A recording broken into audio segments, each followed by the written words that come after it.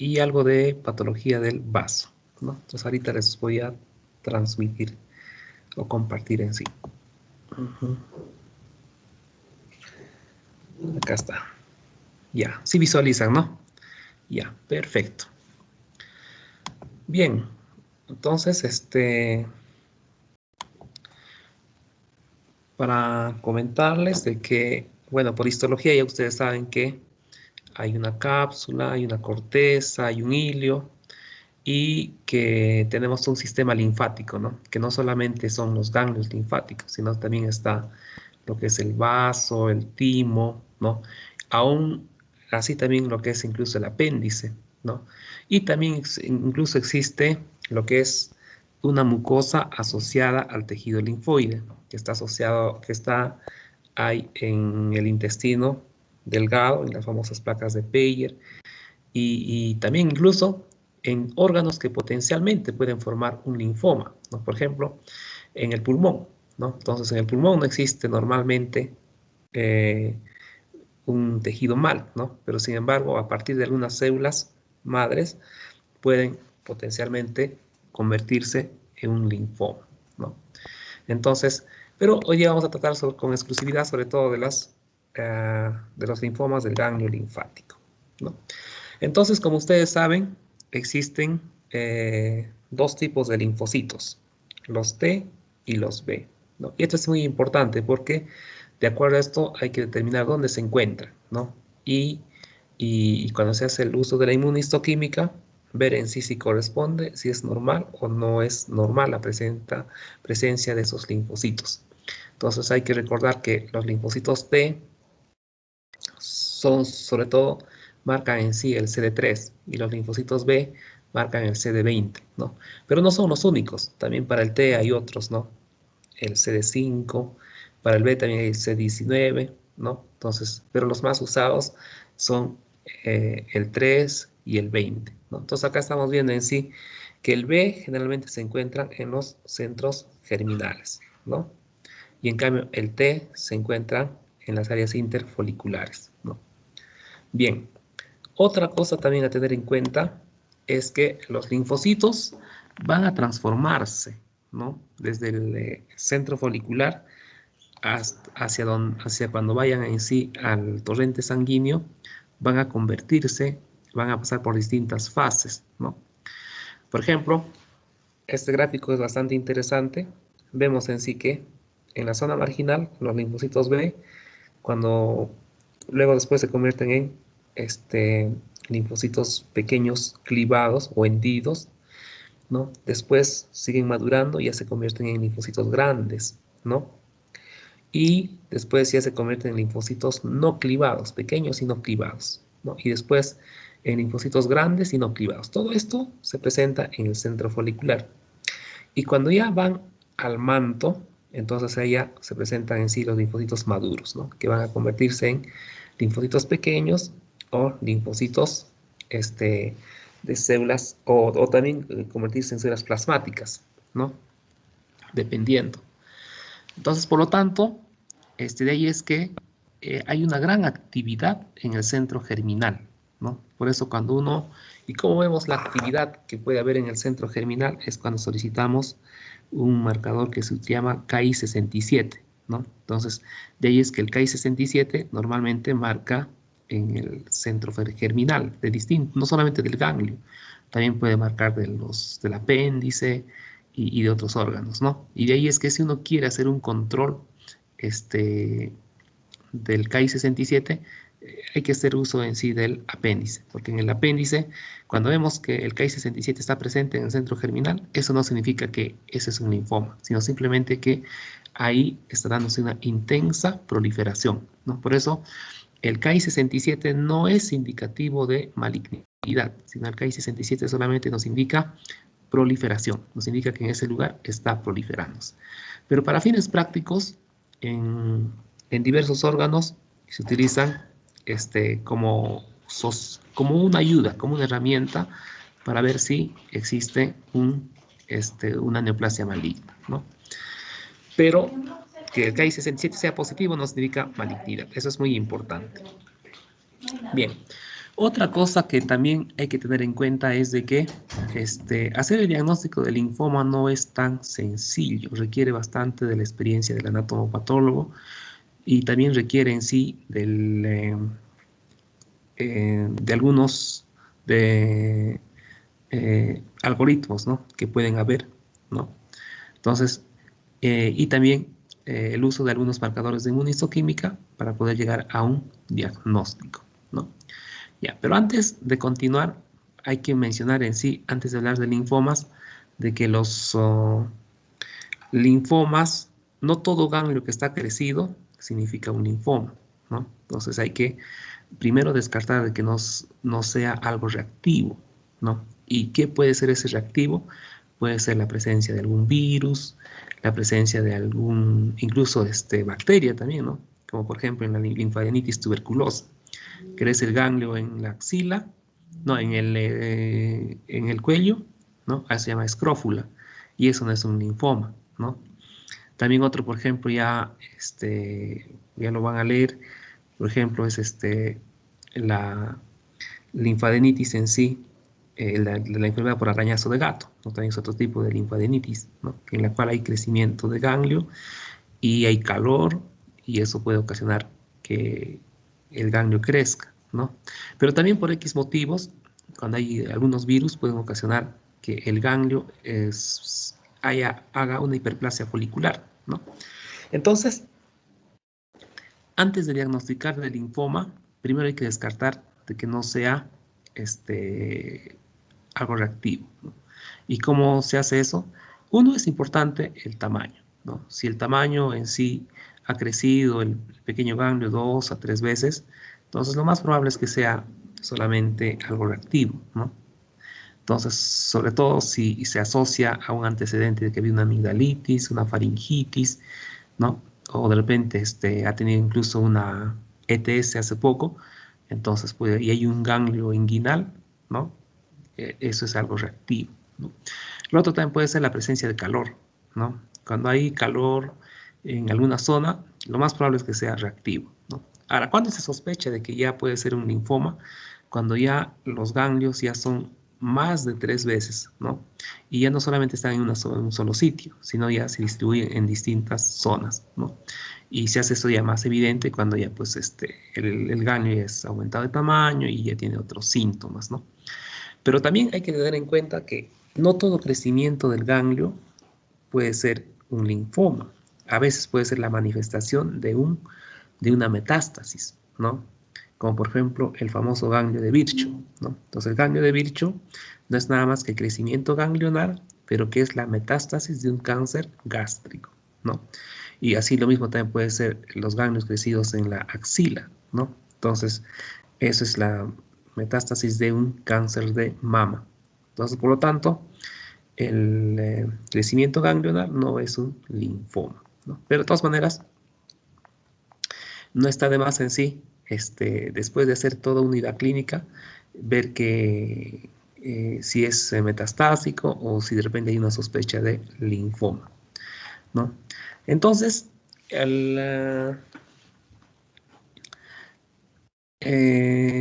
cuando un paciente tiene una fiebre inexplicable, esa se llama fiebre de origen desconocido, que dura más de 15 días, una de las causas puede ser el linfoma, ¿no? Entonces, de repente puede ser la única manifestación, ¿no? Entonces, no está de más en sí buscar si hay ganglios crecidos externamente, o si de repente internamente también puede haber un crecimiento del ganglio, ¿no? Y eso puede ser. Y después de eso, hay que pensar en la definición básica, ¿no? Si es un Hodgkin o es un no Hodgkin, ¿no? Porque de acuerdo a eso también hay que ver la clasificación, ¿no? Generalmente los Hodgkin se presentan en sí en edades intermedias y están por debajo del cuello y por encima eh, del diafragma, ¿no? Y se presentan en gente en edad intermedias, ¿no? En cambio, todo lo opuesto a eso es el no-Hodgkin. Y por lo tanto, el no-Hodgkin es el que tiene toda una gran variedad. Entonces, antes de hablar del no-Hodgkin, hay que ver si es B o si es T, ¿no? Entonces, de ahí es donde ya comienza el reto diagnóstico, ¿no? Entonces, vamos a continuar. No sé si... Vamos a ver. Sí, acá está. Primero vamos a ver sino que un poquito se ha desordenado, pero vamos a comenzar con el linfoma más frecuente en Estados Unidos, ¿no? Porque en nuestro medio generalmente es el linfoma de células grandes, ¿no? En Estados Unidos, en cambio, es el folicular, que es un no Hodgkin, ¿no? Ahora, desde el punto de vista, habíamos dicho la diferenciación clínica, ¿no? Pero también hay una diferenciación histológica, ¿no? Cuando se dice Hodgkin, generalmente es cuando existen las células de Rede-Sternberg, ¿no? Entonces, estas células de Rede-Sternberg tienen distintas variantes que ya lo vamos a ver en detalle, ¿no? Y el no Hodgkin es la que no lo tiene, estas de Rede-Sternberg, ¿no? Entonces, por eso estamos hablando primero del no Hodgkin, después de haber hecho esta breve introducción y después ya vamos a hacer el Hodgkin. Bien, el linfoma folicular, entonces, es el más frecuente en Estados Unidos, ¿no? Se presenta en gente en edades intermedias, la prevalencia por sexos es igual, pero también hay dos variantes, la de los centrocitos y de los centroblastos, ¿no? Se afecta a la médula en un 85%, también puede haber una afectación de la pulpa blanca esplénica, ¿no? Entonces, para que vean que también otros órganos linfoides pueden encontrarse eso, ¿no? Pero también es un reto diagnóstico porque hay que hacer el descarte de que no sea una hiperplasia folicular, ¿no? Entonces, para la hiperplasia folicular, creo que, no sé si con ustedes habíamos hecho en histología, habíamos visto que normalmente en sí los folículos linfoides están separados, ¿no? Pero cuando están cerca, juntos entre sí, y es más, hay un pleomorfismo folicular, es decir, hay un folículo pequeño, otro grande, entonces ya se habla de que puede haber ser eso, una hiperplasia folicular. Pero también la sospecha del linfoma ya va aumentando, sobre todo cuando la hiperplasia folicular ya es muy marcada, ¿no? Entonces, pero también llega casos en los cuales ya no se reconocen ya, con el paso del tiempo hay un borramiento del folículo y solamente se distinguen sombras, ¿no? Entonces, y llega un momento en el cual ya casi se borra, ¿no? Entonces, ahí es donde se hace uso de la inmunohistoquímica. Y el que va a ayudar bastante es el BCL2, ¿no? Pero ojo, el BCL2 positivo no significa que es 100% linfoma folicular, porque también pueden haber en otras situaciones, pero se tiene que asociar a otros marcadores. Entonces, el linfoma folicular es un linfoma tipo B, y eso se va a manifestar por la presencia de CD19 positivo, CD20 positivo, y también debe estar presente el CD10, ¿no? Generalmente no duele, ¿no? Hay varios ganglios que crecen, ¿no? Y dentro del hay otra clasificación, ya ustedes la van a leer en la literatura. Los linfomas se pueden clasificar en linfomas de bajo grado y alto grado. Es una clasificación antigua. Y el linfoma folicular está considerado dentro de los de bajo grado, ¿no? De ahí es que con dosis bajas de quimioterapia y radioterapia se puede hacer un tratamiento paliativo. Entonces acá en la imagen en la que vemos, ahí vemos, ¿ve cómo los folículos linfoides están presentes, pero ya están apiñados entre sí, unos con otros. Entonces ahí ya no es una hiperplasia folicular porque están muy apiñados, ¿no? Entonces ahí ya la sospecha de un linfoma se hace muy evidente, ¿no? Y ahí hay una clasificación ya más en sí con la presencia pues de los centroblastos, ¿no? El Ki-67 nos puede ayudar, ¿no? Entonces, para ver en sí cuánto se está indiferenciando en sí este linfoma folicular. Bien, ahora vamos, después de esta breve introducción, vamos a hablar de otro linfoma, ¿no? Que es el que sí en nuestro medio es el que se presenta más, que es el linfoma difuso de células grandes. Pero hay que también tener en cuenta en sí que hablar de linfoma difuso no es una entidad propiamente dicho, porque hay varios linfomas que pueden llevar a esto, ¿no? Entonces, abarca un grupo heterogéneo de tumores que en conjunto constituyen el 20% de todos los linfomas no Hodgkin y del 60% de las neoplasias linfoides agresivas. Es así, comparada con el linfoma folicular, es más agresivo, ¿no? Y el crecimiento incluso es mayor en sí, ¿no? Les va a caracterizar porque como su mismo nombre dice, las células van a ser grandes en sí, ¿no? Y va a haber un borramiento arquitectural, ¿no? Entonces acá ya no se va a poder distinguir si los centros germinales, la zona del manto, no. Lo único que va a ser llamativo es la presencia de otras células grandes, eh, ¿no? Que va a ser de 4 o 5 veces del diámetro de un linfocito, ¿no? Entonces, este también es un linfoma no Hodgkin tipo B, por eso marca para los marcadores B, que son el CD19 y CD20, ¿no? Y también no solamente puede ser en el ganglio, también puede estar en otras zonas, ¿no? Entonces se presenta típicamente con una masa de crecimiento rápido, frecuentemente sintomática, en un solo tipo ganglionar o extraganglionar. Con quimioterapia combinada intensiva a tiempo se puede conseguir la remisión completa en el 60 al 80% de los pacientes y el 50% permanecen libres de enfermedad durante varios años y se pueden considerar curados, ¿no? Entonces, si es que se reconoce a tiempo, se puede curar en una proporción más o menos importante, ¿no? Pero, entonces, eso es el linfoma difuso de células grandes B, ¿no? Que relativamente, esto sí se puede diagnosticar por citología, ¿no? Porque es bien grande el linfocito y ya se sospecha de que puede ser estamos ante esta entidad. Pero el resto de los linfomas no, porque las variaciones son muy sutiles que prácticamente no ayudan para reconocer así mediante un frotis, ¿no?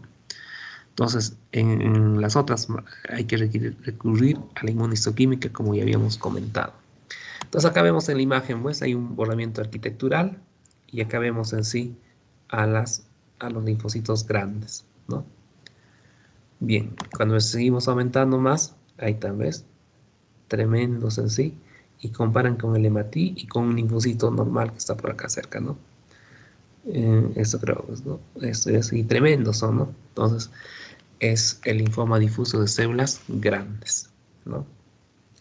Que puede encontrarse también en lo que son en otros órganos también puede verse, ¿no? Por eso no solamente es ganglionar, pues también puede haber en lugares que no son el ganglio.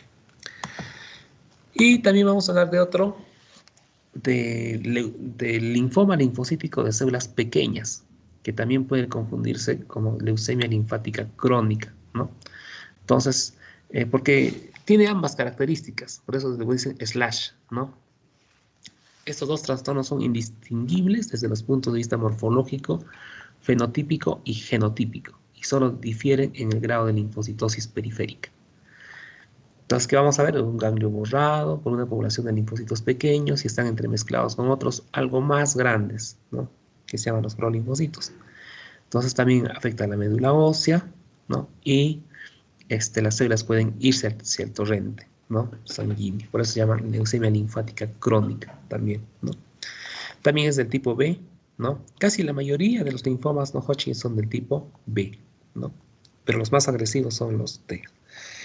Bueno, entonces, con frecuencia permanecen asintomáticos, en el 50 al 60% hay linfadenopatía generalizada y hepatoesplenomegalia. Cuando eh, Cuando estos linfomas que eran pequeñitas y se convierten al linfoma de células grandes, a eso se le conoce como el síndrome de Richter, ¿no? Y eso puede ocurrir aproximadamente un 10%, ¿no? Entonces, para que vean que no es un fenómeno muy estático, también en algunos casos pueden cambiarse, ¿no? Como ya habíamos visto como en la micosis fungoide, ¿no? Cuando pueden irse hacia la sangre y se convierten en síndrome de Sézary, ¿no? Pero también no son todos, ¿no? Sino una pequeña proporción, ¿no?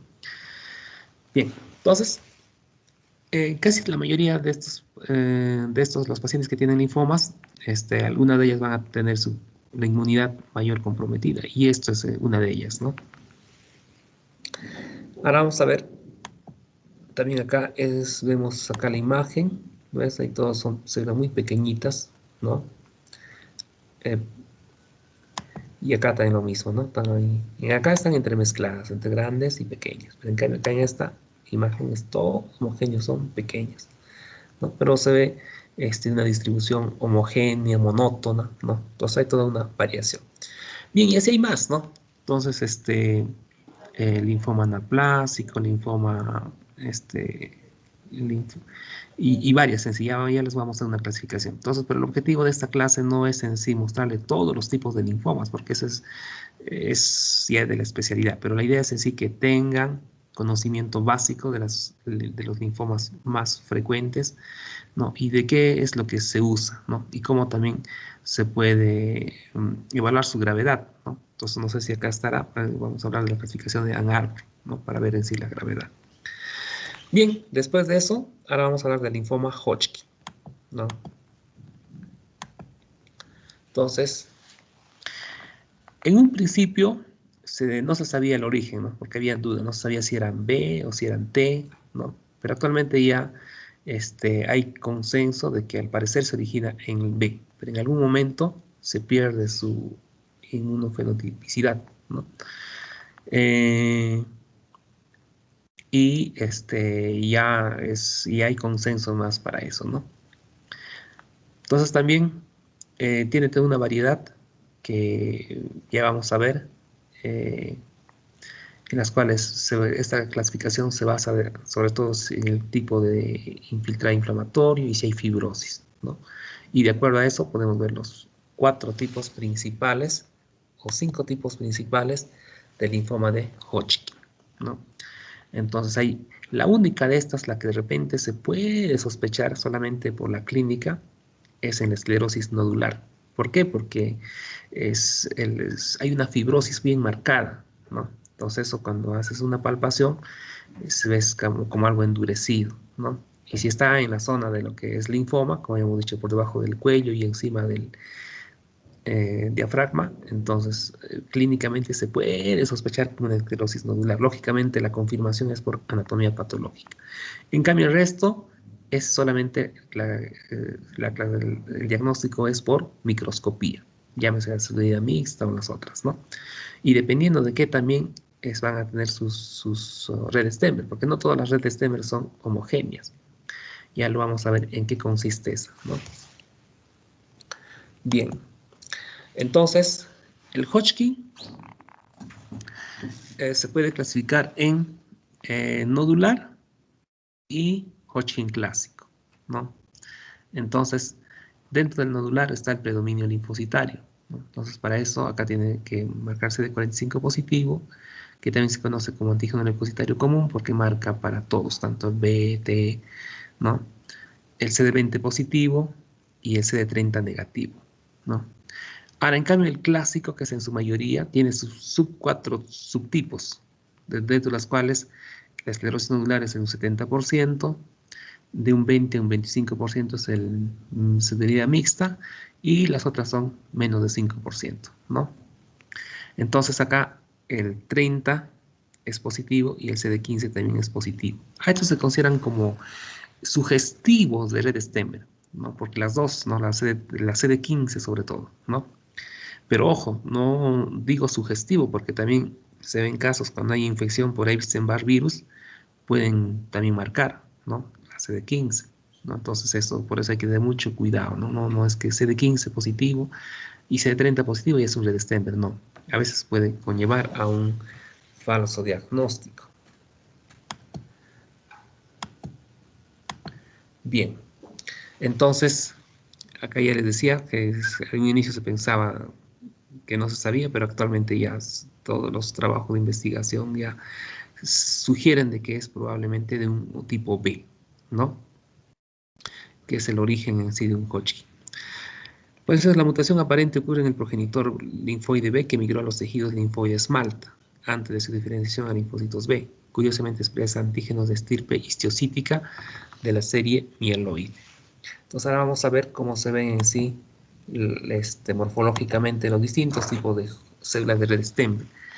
Tenemos la clásica, la que se conoce como el ojos de búho, ¿no? La característica principal es que tiene que tener un macronucleolo prominente y grande, ¿no? Eso es lo principal. Puede ser binucleada o mononucleada. Esto se va a presentar sobre todo en la celularidad mixta.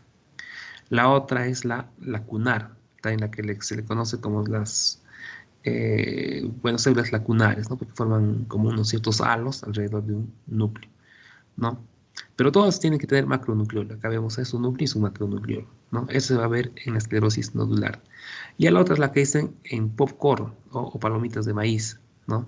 Es, se va a observar en el de tipo predominio linfocítico, ¿no? Y acá están las imágenes para que puedan diferenciar los tres tipos de células de red Stenberg. Bien, entonces vamos a ver algunos tipos morfológicos.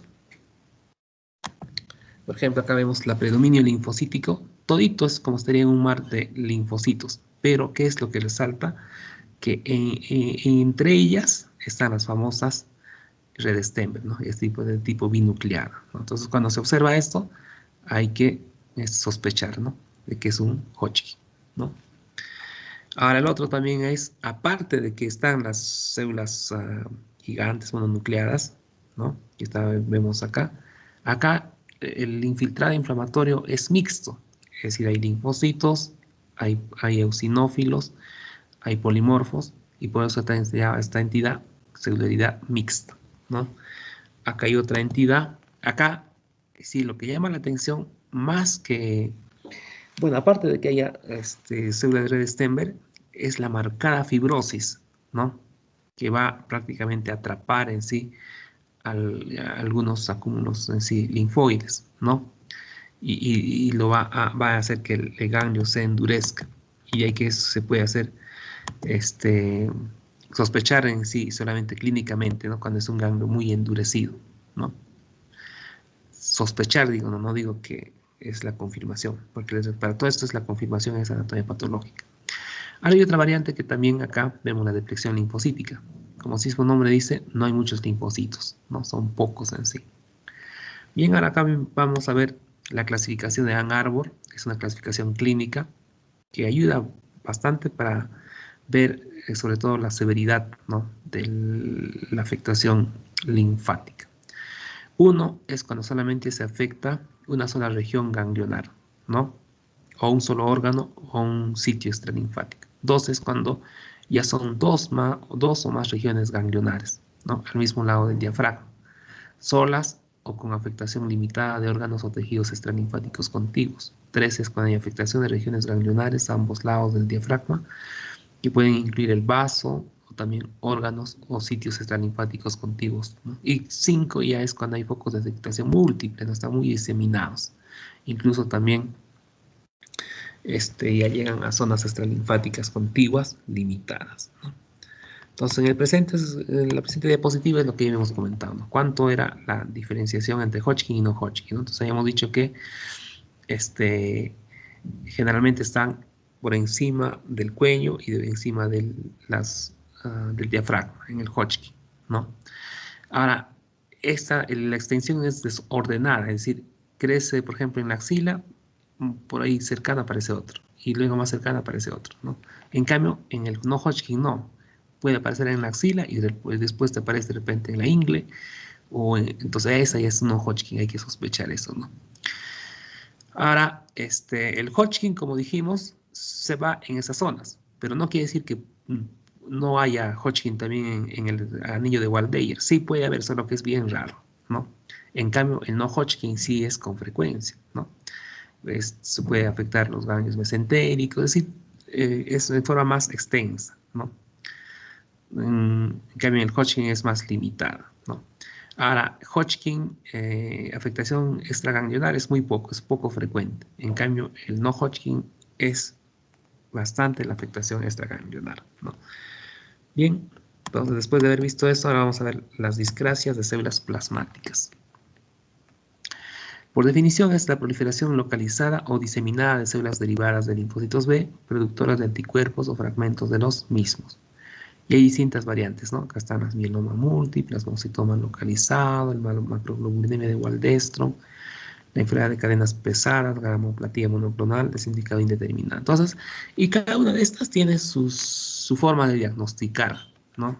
Su forma, qué es lo que lo va a caracterizar, ¿no? Y cómo podemos dividir, ¿no?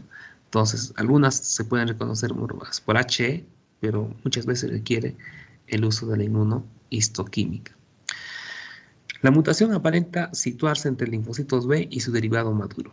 ¿no? Que es la célula plasmática, por lo que la neoplasia es capaz de sintetizar componentes de inmunoglobulinas, ¿no? Entonces acá hay que usar el lambda, el kappa, ¿no? Entonces, y de eso también hacer, ¿no? Y también ver en sí que acá también la médula también podemos ver, ¿no? Como es en el caso, por ejemplo, de un mieloma múltiple, vamos a ver bastantes en sí. La clave en sí para reconocer que son células plasmáticas es que es una célula con un núcleo excéntrico, ¿no? Entonces, si hay demasiados, y además también no todas las células plasmáticas son homogéneas, sino hay un pleomorfismo de células plasmáticas, entonces la sospecha de que estamos ante un mieloma múltiple aumenta, ¿no? Y más aún si vemos que hay con el marcador de inmunohistoquímico kappa y lambda también, ¿no? También podemos incluso en algunos casos extendido de médula ósea, ¿no? Tiñendo con Wright, también podemos ver, como en este caso, ¿ves? Hay células plasmáticas que no tienen una morfología homogénea, sino hay cierto pleomorfismo. Entonces ahí también ya se hace la sospecha de esto. Bien, eso sería con lo relativo en sí entonces a patología ganglionar. Ahora vamos a hablar a lo que es patología del vaso. Entonces vamos a hablar de que primero, ¿qué es un hiperesplenismo? En el hiperesplenismo se haya reducido el número de plaquetas, glóbulos blancos y en cierta medida el de eritrocitos como resultado del secuestro por el vaso crecido. Entonces acá hay un vaso que ha aumentado de tamaño, ¿no? Entonces eso se debe sobre todo a que ha habido atrapamiento en sí de acá de los eritrocitos y eso ha hecho que crezca, ¿no? Entonces por lo tanto una de las causas de hiperesplenismo también pueden ser pues en la anemia falciforme, ¿no? Pero también pueden ser eh, por varias causas, ¿no? Que ya vamos a ver en sí, ¿no? El vaso crecido puede causar sensación de plenitud abdominal, pero hay que diferenciar también con el linfoma y las leucemias, ¿no? Y para eso hay que usar el aspirado de médula ósea, la biopsia del ganglio, ¿no? El examen de sangre periférica, etcétera, ¿no? Entonces, una vez descartado de que no sea eso, sí es probablemente por otras causas, ¿no? Que la hemorragia gastrointestinal puede ser grave o mortal cuando se debe a varices esofágicas. La granulocitopenia puede causar úlceras persistentes en las piernas o permitir inyección masiva. El tratamiento debe enfocarse en la anormalidad que provoca el hiperesplenismo, ¿no? Pero también hay otras patologías que pueden afectar al vaso, ¿no? Entonces, pueden ser quistes o pseudoquistes o afección parasitaria, no parasitaria, ¿no? Entonces vamos a hablar de los quistes verdaderos.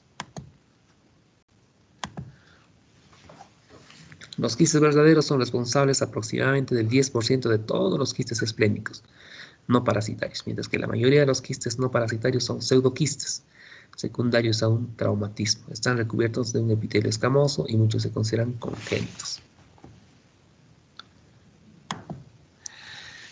Los quistes esplénicos verdaderos son a menudo asintomáticos y se descubren casualmente. Los pacientes pueden referir plenitud abdominal, saciedad temprana, dolor torácico pleurítico, disnea y o dolor en la espalda o en el hombro izquierdo, ¿no? Entonces hay que hacer uso de la tomografía, ¿no? Para ver en sí si está crecido. Claro que también clínicamente se puede hacer, pero eso requiere de cierta pericia, ¿no? Solo, a no ser que cuando ya sea un vaso muy crecido, ahí sí ya es relativamente fácil, pero si es el crecimiento leve, entonces no, ¿no? Ahora, y si hay un quiste, no por palpación no se puede. El quiste solamente se diagnostica por tomografía, ¿no? Y ya. En lo que respecta a la esplenectomía, hay que evaluarlo en sí, ¿no? Entonces, puede ser parcial o puede ser total, ¿no? Ya, entonces vamos a ver. A ver, aquí hay una. Ya. Ahora, los pseudoquistes son aproximadamente de 70 al 80% de los quistes esplénicos no parasitarios. Los pseudoquistes asintomáticos pequeños son cuando son menores de 4 centímetros y estas no necesitan tratamiento, ¿no? Porque pueden involucionar. Solamente las que son mayores sí, ¿no? Entonces, ¿cuál es la diferencia? Es de que los verdaderos tienen epitelio. En cambio, los pseudoquistes no tienen epitelio, ¿no? Eso es lo que va a diferenciar. Bueno, ¿qué también podemos saber en el vaso? A grosso modo, también puede haber abscesos, ¿no? Y todo absceso puede ser mortal en sí, ¿no? De ahí es que hay que reconocer a tiempo antes de que esto se agrava y puede ser un foco de una sepsis cuando se revienta, ¿no? Entonces, de ahí es que es mejor evaluar y ver de que no haya sido, ¿no? Pero ya clínicamente hay síntomas que pueden hacer sospechar de que estamos ante un absceso, ¿no? Y lo más llamativo es el dolor y la fiebre, ¿no? Sobre todo cuando están en una zona localizada. Pero si ya se ha roto, ya comienza a haber peritonitis y después ya puede haber un dolor torácico de tipo pleurítico que nos indica de que ya probablemente se ha diseminado y estamos ya a nivel del pulmón, ¿no? Aproximadamente el 70% de los abscesos esplénicos se producen por la diseminación hematógena del microorganismo infeccioso desde otra localización, como la endocarditis, la osteomeritis y el consumo de fármacos. Lo que quiere decir entonces que generalmente no son primarios, son secundarios de otro sitio que hay un absceso, ¿no? Y ha llegado secundariamente al vaso. Bien, ¿qué gérmenes son? Pueden ser gram positivos, ¿no? Como el Staphylococcus, Streptococcus y Enterococcus, ¿no? Y también pueden ser algunos gram negativos. También pueden haber gérmenes tipo Mycobacterium tuberculoso, Mycobacterium avium, Actinomyces, pero también pueden haber hongos. Sobre todo, pero cuando hay hongos, el paciente es inmunodeprimido. Eso quiere decir que puede tener VIH, puede tener leucemias o algún otro problema de inmunodepresión, ¿no? Entonces, eso siempre hay que recordar. La cándida en la boca sí puede ser falta de higiene, pero la cándida fuera de la boca, llámese en el esófago o llámese en cualquier otro órgano, que no sea tampoco la vagina, generalmente es por inmunodepresión. En cambio, una cándida en la vagina es relativamente frecuente, sobre todo en mujeres mayores de 40 años. En la boca, en cambio, es en personas que no tienen adecuada higiene oral, ¿no? Pero fuera de esos sitios, la cándida sí hay que pensar en una inmunodepresión. Ya, entonces, ¿qué se hace? Se drena. Si es que ya es muy grande, puede llegarse a sacarse el vaso. Ahora, ¿qué consecuencias tiene el hecho de sacar el vaso? Acá, a diferencia de otros órganos, no es que no tenga una función, ¿no? Sí, pero cuando la vida del paciente es la que está, hay que sacarlo, pero eso no significa que no va a tener consecuencias. Sí, pueden haber, aparte de que va a tener más tendencia a que pueden tener afecciones en sí, ¿no? Por otros gérmenes, ¿no? Como son, no sé fue el nombre, ¿no? Entonces hay que tener cuidado.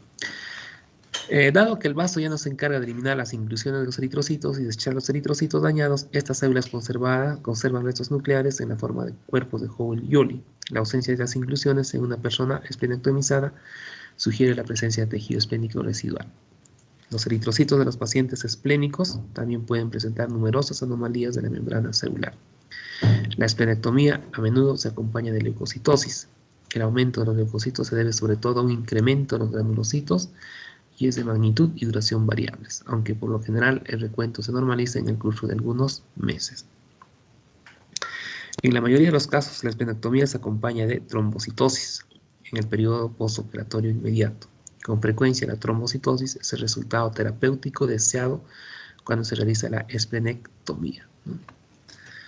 Entonces, eso significa de que ha estado bien en sí, ¿no? Entonces, para evitar en sí, porque estos, como habíamos cuando estaba comentando hace poco, estos pacientes son sensibles, sobre todo a algunos gérmenes, ¿no?